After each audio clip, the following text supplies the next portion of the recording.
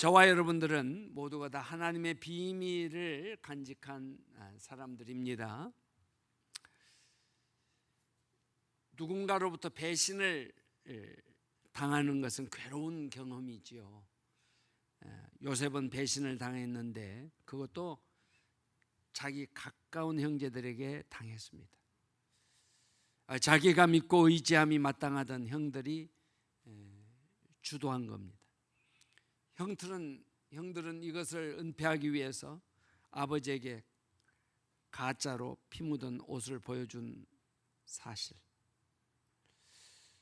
요셉은 몰랐으니 아버지도 자신을 찾지 않는다고 원망을 했을 겁니다. 그런데 오늘 본문에서는 이런 사실을 모두 용서한 것처럼 보입니다.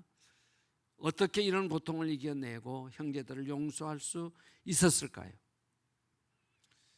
그것은 사람이 아닌 하나님을 의지했기 때문입니다. 사람을 의지하면 당장은 외롭지 않을 수 있습니다. 고립감이나 절망을 느끼지 않을 수도 있습니다. 그러나 요셉처럼 배신을 당하면 더 큰 상처를 받을 수밖에 없습니다. 요셉은 이미 형제들에게 먼저 버림을 받은 후에 보디발의 아내에게 버림을 받았습니다. 그리고 관원장에게까지 버림을 받았습니다. 자, 이런 외로움 속에서도 드디어 하나님을 만나게 됩니다.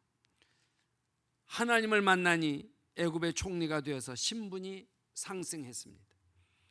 나중에 형제들을 만났을 때 요셉이 사람들을 의지했더라면 형제들을 용서하지 못했을 겁니다. 그러나 이미 요셉은 사람이 아닌 하나님을 의지했습니다. 그래서 하나님의 섭리와 계획으로 지금까지 일이 이루어진 것을 그는 잘 알았고요. 그것으로 요셉은 형제들을 용서했습니다.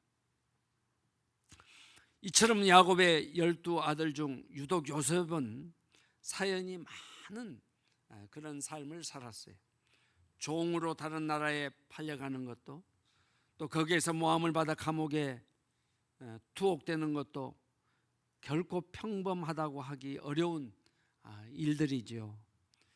이쯤 되면 인생이 잘 풀리지 않는 것에 대해서 하나님을 원망할 만하기도 합니다. 물론 그 이후에 역경을 이겨내고 애굽의 총리까지 역임을 했으니 불평보다는 감사하는 마음이 있었을지도 모릅니다.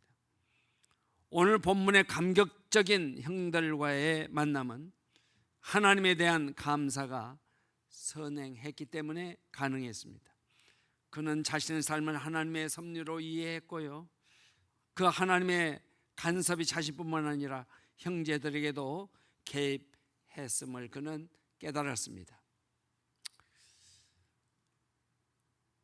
오늘 본문 2절의 말씀을 우리 한번 성경을 읽어보시죠. 2절의 말씀입니다. 요셉이 큰 소리로 우니 애굽 사람에게 들리며 바로의 궁중에 들리더라. 이제 사진 한 장을 보겠습니다. 요셉이 울었다고 하는 기록은 창세기에 몇 차례 등장을 하게 되는데요, 오늘 이 본문 2절에 나오는 울음은 요셉에게 있어서는 세 번째의 울음입니다. 요셉이 형제들과 동생이 베냐민을 초대하죠. 그 자리에서 자신 누구인지를 이제 오늘 본문을 보면 밝히고 큰 소리를 내면서 이 베냐민을 안고 울었습니다. 오늘 성경을 보면 베냐민도 울었다고 그렇게 말을 합니다. 사실은 요셉이 이런 감정의 동요가 있기까지 바로 앞장 우리가 44장에서 요셉은 이미 그의 형제들을 알아차렸어요. 고국이며 고향인 가나안 땅에 있는 그의 친동생 베냐민을 너무너무 보고 싶은 겁니다. 물론 아버지도 마찬가지입니다. 이때는 자기가 형들에게 자기가 요셉이라고 알리지 않았죠. 사실 베냐민 생각해 보면 야곱에게는 두 아내가 있었고 각각 두 아내에게는 다 여종들이 있었습니다. 그런데 이 사이 4명의 여인 사이에서 12아들을 낳았어요. 그러나 야곱이 가장 사랑하는 아내는 리브가입니다. 잘 알다시피 그 리브가가 요셉을 낳았죠. 그러니 더 예쁠 수밖에 없죠. 그런데 마지막으로 둘째 베냐민을 잉태하면서 해산하면서 그 해산의 고통으로 리브가가 세상을 떠납니다. 그러니 그야말로 험한 세상을 살아왔던 그 요셉에게 있어서 그 동생과 생이별을 했기 때문에 얼마나 보고 싶었겠습니까? 그래서 그 형제들이 이제 베냐민을 데리고 와서 그 궁중 안에서 껴안고 울고 있는 모습을 여러분들이 잘 보이고 계십니다. 사실은 제가 기도를 하고 말씀을 준비하면서 제 마음을 제미나이에다가 다 옮겼어요. 그러더니 이렇게 그림을 그려주더라고요. 하나님의 은혜입니다. 아멘.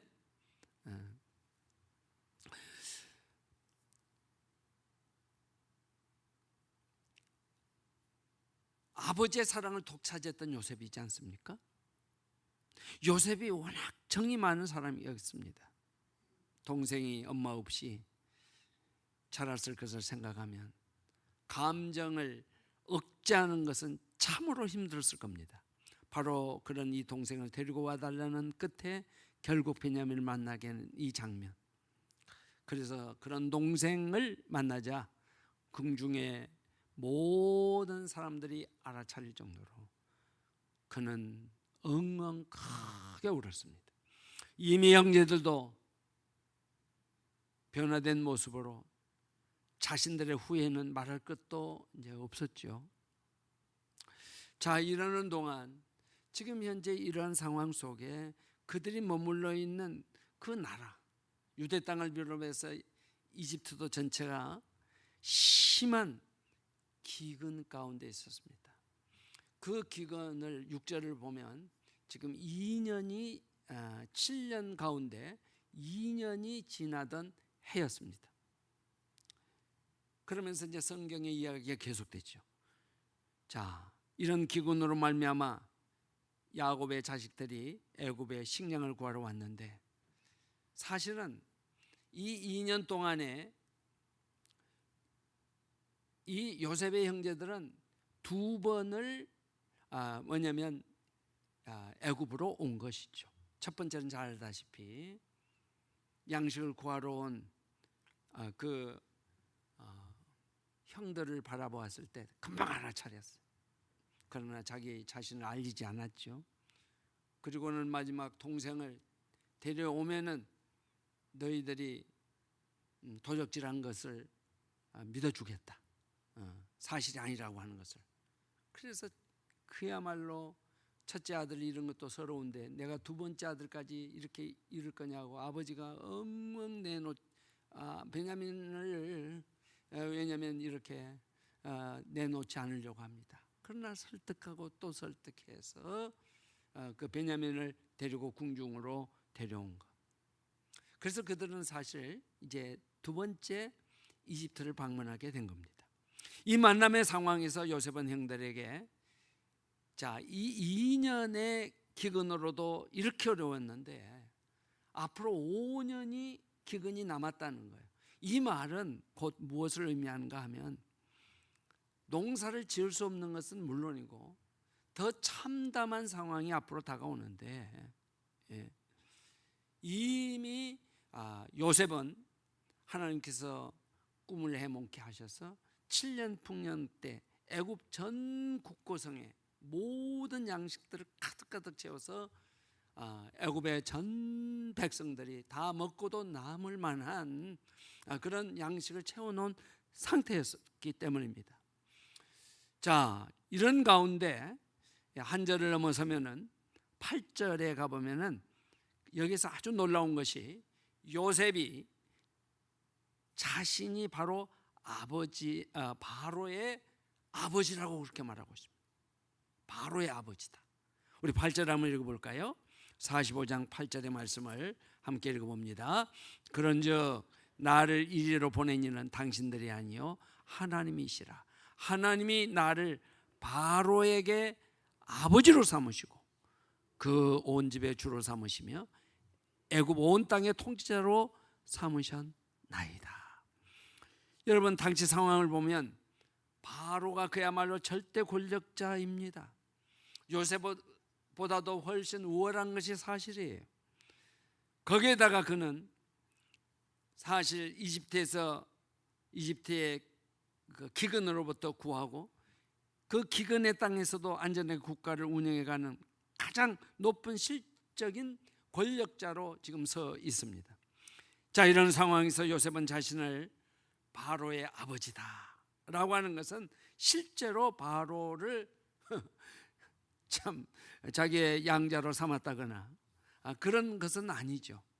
이 정도로 바로에게 귀중한 사람이다라고 하는 것을 이해할 수가 있습니다. 그 이유는 바로가 요셉에게 많은 권한을 부여했기 때문입니다. 요셉이 그런 막강한 권력이 어디서 왔을까? 저는 이번에 이집트를 방문을 하면서 그 사실을 그 선교사님이 저에게 들려준 이야기 속에서 알게 되어졌어요. 성경 어느 주석에도 나오지를 않았어요. 창세기 41장 말씀을 우리 함께 다 읽어봅니다. 그가 요셉의 아들 이름을 사브낫 바네아라고 하고 또 그의 제사장 보디베라의 딸 아스낫을 그에게 주어 아내로 삼게 아니라 요셉이 나가 애굽 온 땅을 순찰하니 그래서 온 땅. 자, 50절입니다. 흉년이 들어 전에 요셉에게 두 아들이 나되 곧 온의 제사장 보디베라의 딸 아스낫이 그에게 쓴. 자, 온이라고 하는 말을 자꾸만 강조합니다. 온의 제사장 보디베라, 온의 제사장 보디베라. 사진을 여러분 한번 보십시다. 여러분들이 바라볼 때 왼쪽 인물이 누구입니까?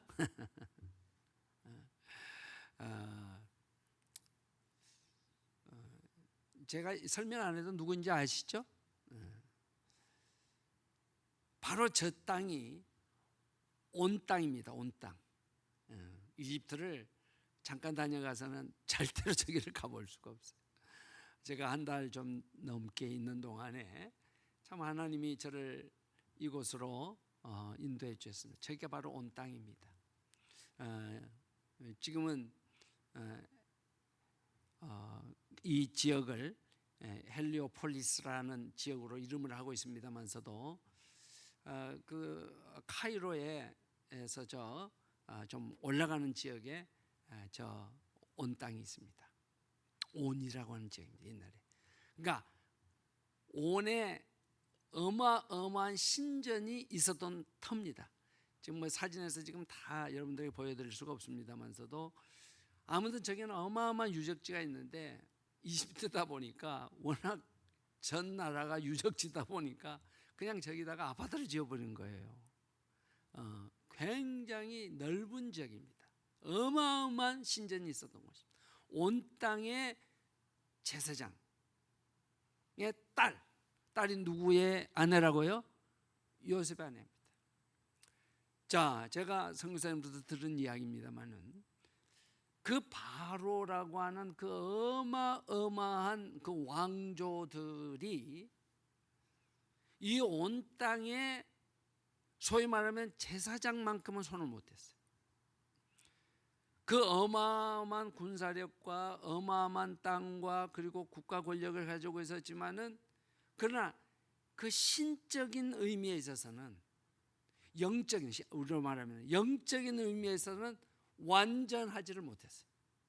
그러므로 이 온 땅의 제사장에게는 절대로 함부로 대할 수가 없었어요. 신을 대신한 자와 다름이 없는 거예요. 거기에 소위 말하면 제사장의 보디베라의 딸을 요셉이 아내로 삼은 겁니다.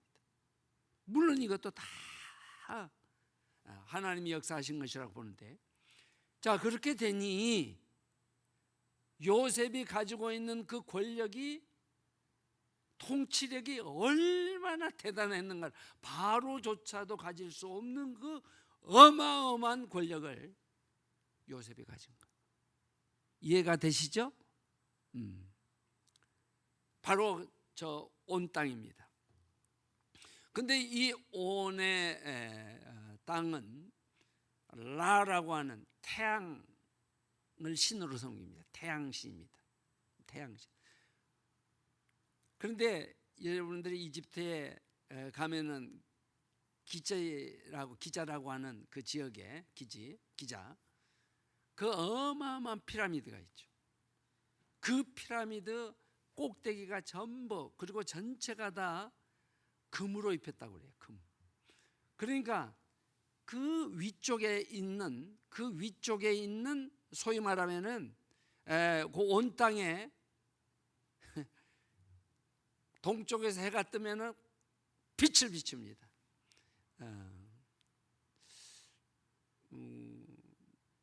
소위 말하면은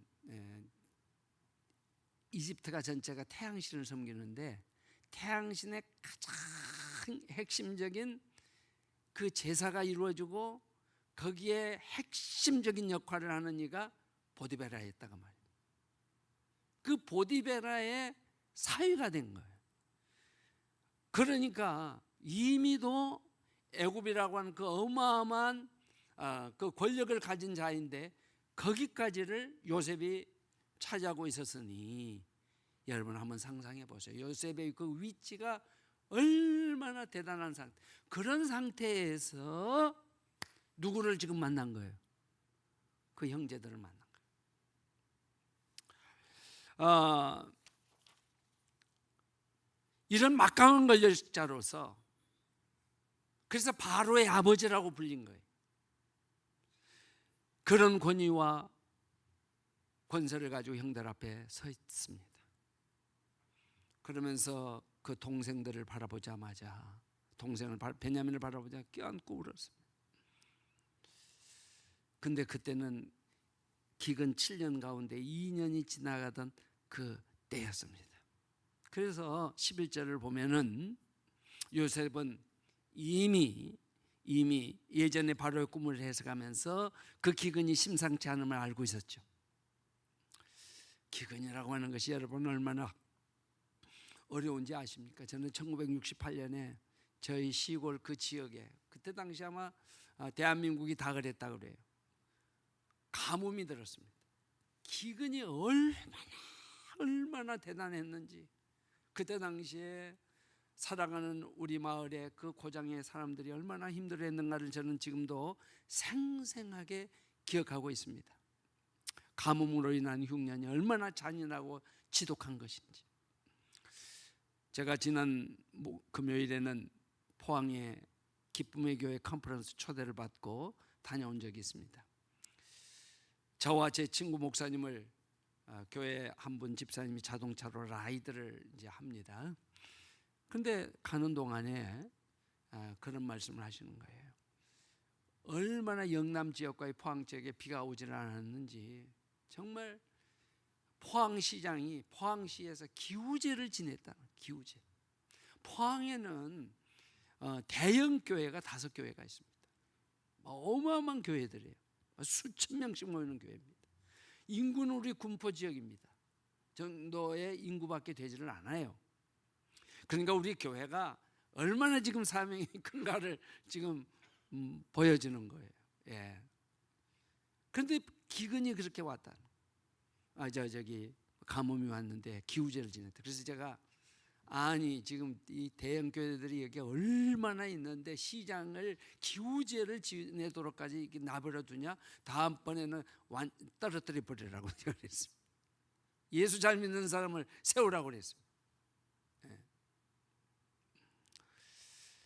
여러분, 유다 땅의 가뭄, 기근, 그리고 이집트 땅의 이 기근, 그로 인해서 그야말로 유대 땅은 큰 고난을 겪고 있는 겁니다. 앞으로 5년이나 더 견뎌야 하는 상황이었습니다. 이 말에는 죽음이 얼마나 무서운 건지를 아주 이런 표현을 썼다고 할 수 있을 것 같습니다. 우리가 성경 11절의 말씀을 다시 한번 더 읽습니다. 흉년이 아직 5해가 있으니 내가 거기서 아버지를 봉양하리이다. 아버지와 아버지의 가족과 아버지께 속한 모든 사람에게 부족함이 없도록 하겠나이다 하더라고 전하소서 했습니다. 자, 여기서 아주 중요한 말씀, 그 이후의 말씀입니다. 그 이후에 12절로 또 갑니다. 12절, 당신들의 눈과 내 아우 베냐민의 눈이 보는 바, 당신들에게 이 말을 하는 것은 내 입이라, 이렇게 말하고 있어요. 내 입이다. 그러니까 자신이 한 약속이 결코 헛된 것이거나 거짓이 아니라고 하는 것을 확신시키는 말이죠. 형제들은 이 놀라운 상황을 어떻게 받아들여야 할지, 어찌해야 할 바를 모르고 있었습니다. 이때 요셉은 큰 혼란에 빠져 있는 이 형제들의 마음을 열기 위해서 먼저 요셉이 약속을 합니다. 뭐라고요? 아버지를 모시고 내려와 달라는 거였습니다. 아버지를 모시고 내려와 달라. 이것은 내 입의 말이라. 자, 지금 요셉이 어떤 위치에 있다는 거 그 형제들이 다 알고 있죠. 그 아버지를 모시고 오라는 겁니다. 우리는 여기서 아주 중요한 하나님의 영적인 비밀들을 발견하게 됩니다. 요셉은 분명히 하나님이 자신을 애굽에 보내셨음을 알고 있었습니다. 이것은 야곱의 아들들을 살리려는 하나님의 계획의 일환이었죠. 후에 보면 이사야 선지자가 남은 자와 같이 하나님이 지키시려 마음 먹으신 사람은 이처럼 하나님이 미리 준비하신다. 하나님이 지키시려고 하는 자들은 하나님 미리 준비하신다. 아멘. 아멘. 하나님이 지키시려고 하는 자는 하나님이 미리 준비하신다. 믿으십니까? 하나님이 지키신다.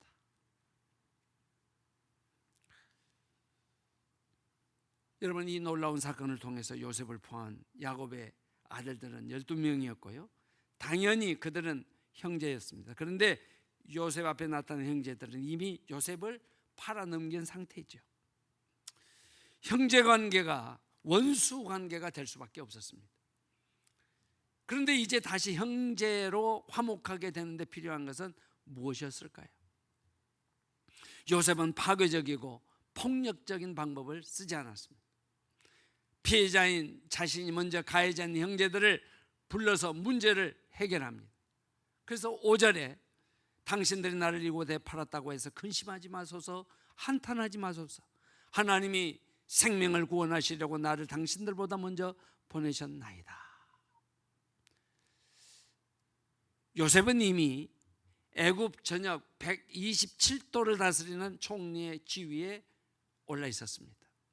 대제국의 강력한 권력을 가지고 있었고 얼마든지 그는 행사할 수 있었습니다. 그런데 그런 힘이 있는 사람이 먼저 벌벌 떠는 형제들과 화해를 청합니다. 능력이 있고 힘이 있는 사람이 피해자라면 복수를 생각하는 것이 일반적입니다. 내가 힘이 있으면 손을 내밀기가 현실적으로 어렵습니다. 그런데 요셉은 권력을 쓰는 것보다도 더 어려운 화해를 청했습니다. 그것을 화평으로 이루어내고 있습니다. 여러분들이 권력이 있으십니까? 아무런 힘이 없는 사람들을 어떻게 대하고 계십니까? 회사에서나 혹은 관공서 어떤 조직에서 여러분들이 상당히 높은 위치에 있습니까? 그러면 여러분들의 공동체 이론들을 어떻게 대하고 있습니까? 여러분들이 남들보다 더 많은 재물을 가지고 있습니까? 가난한 사람들을 어떻게 대하고 계시는가요? 여러분들이 남들보다 학문이 더 높으십니까? 공부의 기회를 놓친 이들을 어떻게 대하고 있습니까? 오늘 본문을 다시 돌아보면 요셉이 애굽에서 승승장구하고 있을 때 곡식을 사러 온 형제들을 먼저 만났습니다.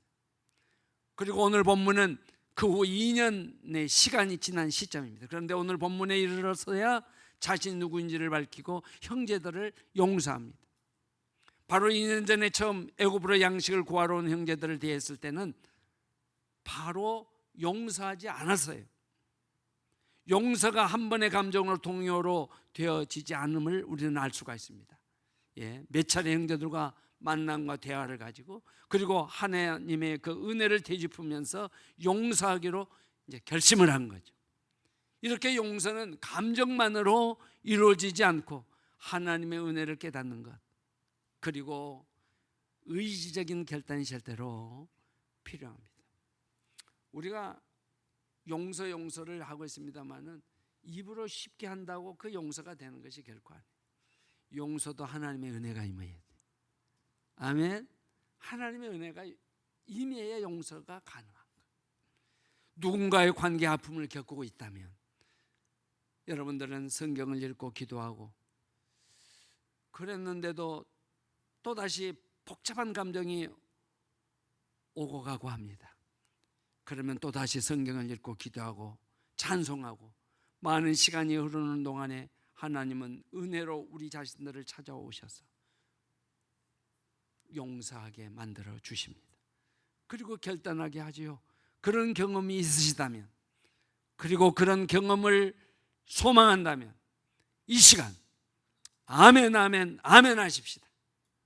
아멘 아멘. 요셉은요 예수님을 기억나게 합니다. 왜 그럴까요? 왜 그럴까요? 형제들에 의해서 요셉은 은 20개에 팔렸어요. 예수님은요 은 30개에 팔렸습니다.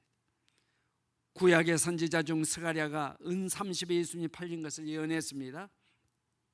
나아가서 스가랴 선지자는 예수님이 동족에게 배반을 당하고 팔릴 것도 예언을 했습니다.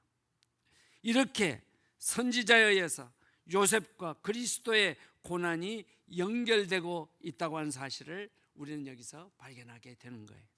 그렇다면 오늘 이 하나님의 비밀의 주인공인 이 요셉과 그의 형제들의 이야기는 결코 그들만의 이야기가 아니라 오늘 주일 예배를 드려 나오신 저와 여러분들의 이야기는 아닐까요?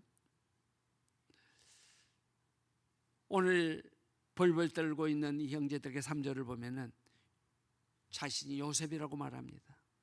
그랬을 때 3절에 보면 형제들은 대답하지 못하더라고 했어요. 대답하지 못하더라.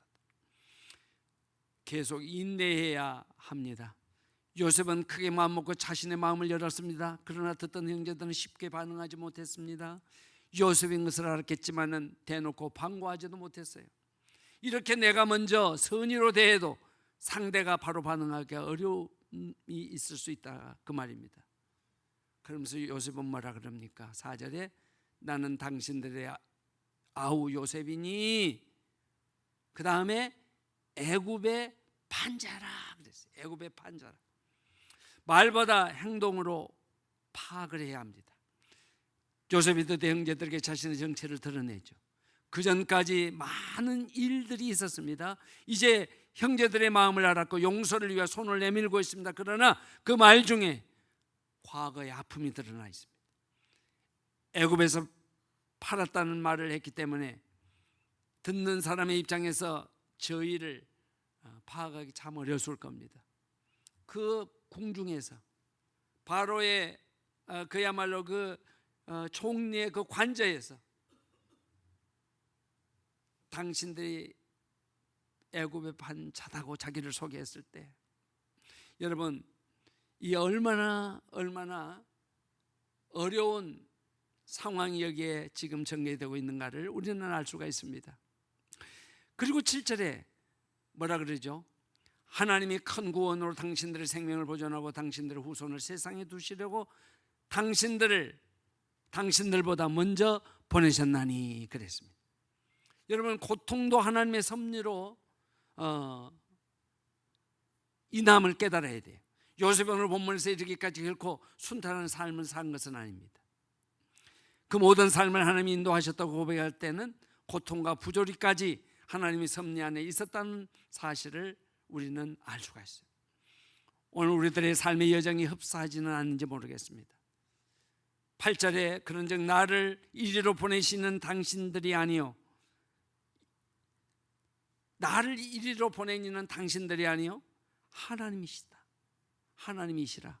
하나님이 나를, 따라합시다. 하나님이 나를 바로의 아버지로 삼으시고 그 온 집의 주로 삼으시며 애굽의 온 땅의 통치자로 삼으셨다고 말씀하고 있습니다. 우리는 이 시간 하나님이 역사를 주관하고 계심을 인정하시기 바랍니다. 우리 대한민국을 이끌어 오시는 분이 하나님이심을 믿습니다. 우리 대한민국은 제가 몇 차례 말씀드린 바가 있습니다만 또 여러분들 상식적으로 아는 거예요. 주가라고 하는 건 세계 정세와 굉장히 밀접한 관계가 있습니다. 우리나라는 제가 알기로는 핵발전소 7군데 있는 것으로 알고 있습니다. 요즘 그 어마어마한 미사일이 얼마나 정밀합니까? 드론이 얼마나 정밀합니까? 예. 달나라 앞뒤 뭐 정확한 위치에까지 다 갖다 놓습니다. 이 얼마나 과학이 발달했어요. 7개의 이 핵발전소에 미사일을 와서 터뜨리면 우리나라는 한순간에 불바다 되어버려요. 없어져 버려요. 이렇게 엄청난 위기 상황 속에 있는 것이 우리 대한민국입니다. 그런데 세계가 부러워하는 나라로 만들고 있어요. 왜 그럴까요? 하나님이 우리 대한민국을 지켜주시기 때문인 거예요. 이때를 위해서. 그래서 우리가 자만해야 할 필요도 없어요. 여러분들이 해외여행을 가면서 해외 좋은 여러 가지 이제 다니면 우리 한국 사람들 벌써 압니다. 세계에서 제일 폼나는 사람들이 한국 사람입니다. 한국 사람. 절대 어느 나라를 가든지 무시하지 마세요. 그 나라 국민들을 존중하시기를 바랍니다. 아멘. 그 나라의 물이라고 해서 함부로 사용하지 마세요. 하나님이 주신 물로. 왜냐하면 하나님 앞에서는 공산당, 공산국가에 있는 나라도, 모슬렘에 있는 나라도, 아프리카에 있는 나라도, 이 모든 대륙의 모든 국민은 다 하나님의 자녀들입니다. 아멘. 그러므로 우리가 함부로 대해서는 안 됩니다. 여러분요, 우리 성도님 중에 저와 여러분들이 또 혹은 여러분들이 버팀목이 되어주신 이가 계십니까? 미래 세대들을 위해서, 아니면 집안의 형제들 중에 먼저 세상을 떠났거나 혹은 재정적이고 건강의 어려움을 당해 여러분들의 버팀목이 되어주고 있다면 분명히 하나님이 여러분들을 사랑하시는 증거입니다. 하나님, 아멘. 그러면서 10절에 요셉은 형들을 위로하면서 그들이 행복하게 살아갈 수 있는 터전을 마련해 줍니다. 10절을 읽어봅니다. 아버지와 아들들과 아버지의 손자들과 아버지의 양과 소와 모든 소유가 고센 땅에 머물러 나와 가깝게 하소서. 하나님이 인도하신 이유를 먼저 생각해야 합니다. 요셉이 원해서 가족과 고향을 떠난 것이 아닙니다. 아브라함도 고향을 떠나 낯선 곳으로 향했습니다. 그런 괴로움이 없었으면 그리스도의 계보에 들어갈 수가 없었습니다.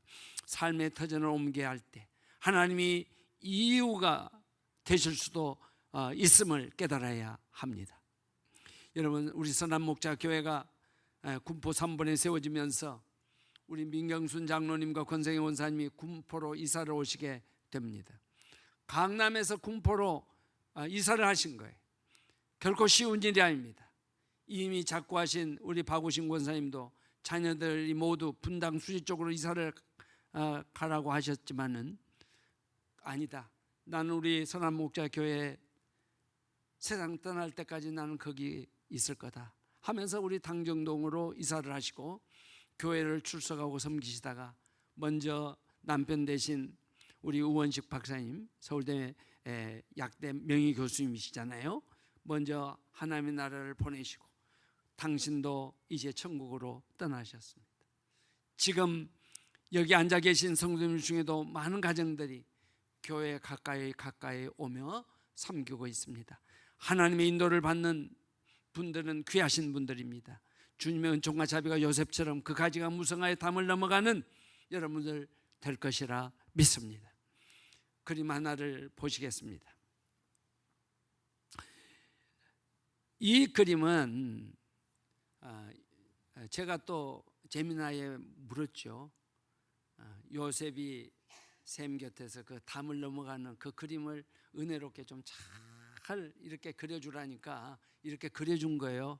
우리 제미나에 한번 박수 한번 합시다.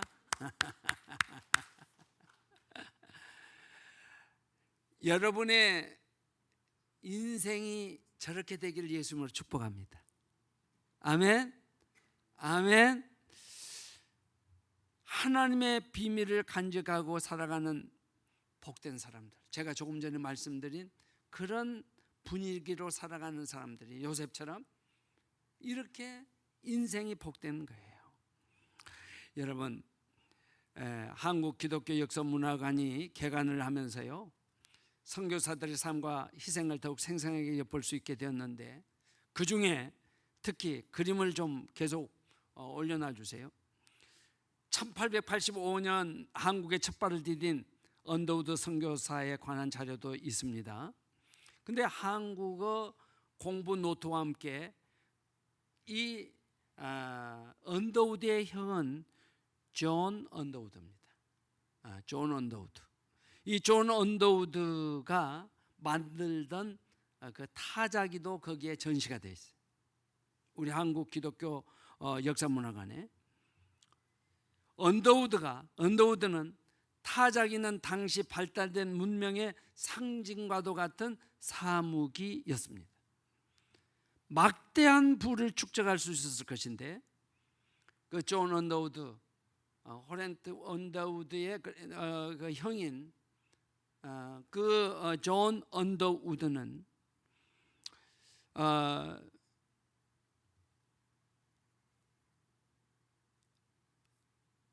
그 형이 연희전문학교 부지를 구입해 줍니다. 그리고 동생의 선교에 힘을 보태주는 거예요.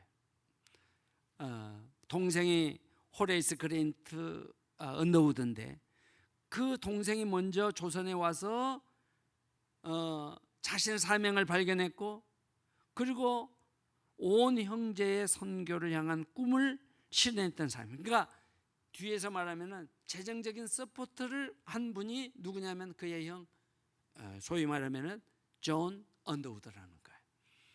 여러분, 이렇게 됨으로써 오늘의 대한민국의 부흥이 온 거예요. 할렐루야, 할렐루야, 아멘. 정말 요셉 같은 사람이죠. 이렇게 담을 넘어가는 거예요. 오늘 여러분들이 인생이 어떻게 되고 싶습니까? 제 그림을 오래 붙여놓는 것은 여러분의 인생이 그렇게 되기를 축복하는 거예요. 아멘. 제가 포항 기쁨의 교회 얘기를 했습니다마는 거기는 매년 이 광복절을 맞이해가지고 생활선교사 컨퍼런스, 그 생선 컨퍼런스를 합니다. 약 2일에서 3일간을 그냥 아침부터 저녁까지 풀로 그냥 쫙 해요. 그런데 금요일 날 이제 저희가 초대를 받고 갔기 때문에 시작하는 날입니다. 평일이잖아요. 그런데 그 3,000여 명 들어가는 그 교회에 한 1,000여 명들이 와 있어요. 거기에 있는 안내를 보는 데스크의 안내를 보고, 그 다음에 또 외빈들이 오는 분들을 돕는 그 다과실, 거기에서 그야말로 그 더치 커피를 그냥 시원하게 해서 계속 맛있는 것들을 내놓고, 과일들, 그리고 거기 안내 보는 이들이 전부 다 하얗고 좋은 브라우스 뭐 이런 옷들을 입고 얼마나 정갈하게 모든 것들을 준비하고, 워십팀들 할 것 없이 정성을 다. 평일이잖아, 평일. 우리를 라이드하는 집사님이 자기 사업을, 모든 사업을 다 일단 문을 닫고 교회를 섬겨서 은혜를 받고 있는 거예요. 우리 목사님들을 저하고 둘이 갔는데 그 라이드 하는 것도 하나님의 일로 생각을 하는 거예요. 요셉과 같은 사람. 우리가 내일입니다. 제가 보자니까 어떤 분들은 오후에 온다기도 하고 또 어떤 분들은 뭐 이유도 많더라고. 여러분들 어떠실까요? 예? 내일 하루 주님 앞에 온전한 담을 넘어가는 인생으로 세우시기를 축복합니다. 아멘. 아멘. 그래서